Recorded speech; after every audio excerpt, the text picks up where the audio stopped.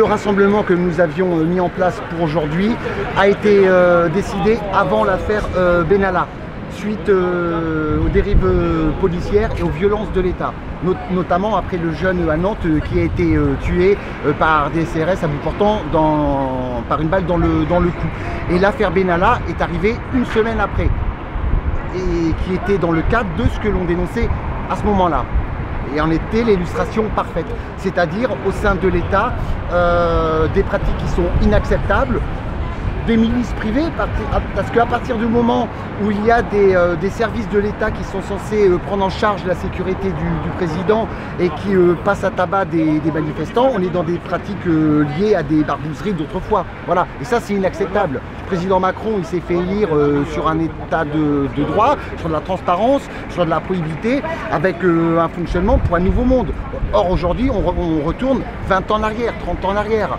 On est dans le mensonge, on apprend que le ministre de l'Intérieur, Gérard Collomb, est au courant de rien, ne sait rien, donc finalement c'est le dernier flic de France.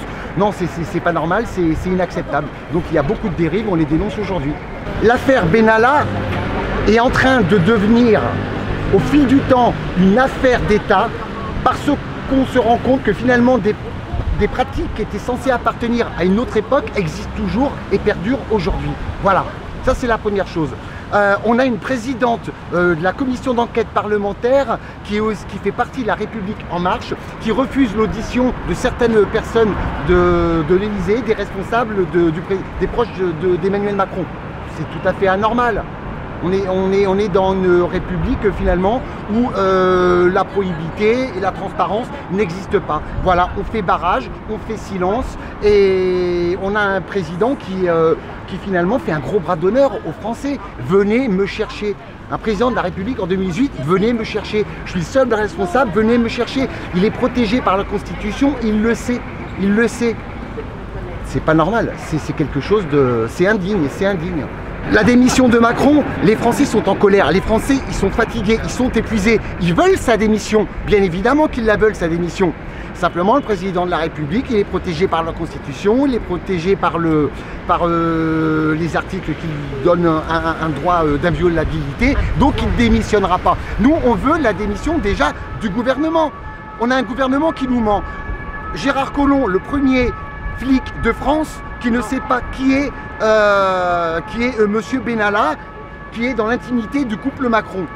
Tout le monde sait que c'est faux, on est dans un mensonge pur et simple. Donc on a un ministre de l'Intérieur qui ment, un ministre de l'Intérieur qui cache. Monsieur Castaner qui ment, parce que nous faire croire que Monsieur Castalla finalement il ne faisait que porter des bagages, tout le monde sait que c'est faux. On est en train de se rendre compte, encore depuis hier, que Monsieur Benalla était impliqué dans d'autres affaires, dans d'autres rassemblements. Donc des membres de gouvernement qui cachent, qui ne veulent pas dire la vérité, qui ne veulent pas venir se justifier devant une enquête parlementaire, c'est quelque chose d'anormal. Et ça on le dénonce. Donc le gouvernement, finalement, on ne peut plus avoir confiance dans un gouvernement qui ment. C'est pas possible, c'est pas de la probité. C'est pas ça, la transparence elle n'est pas là. Le pacte de confiance il est brisé.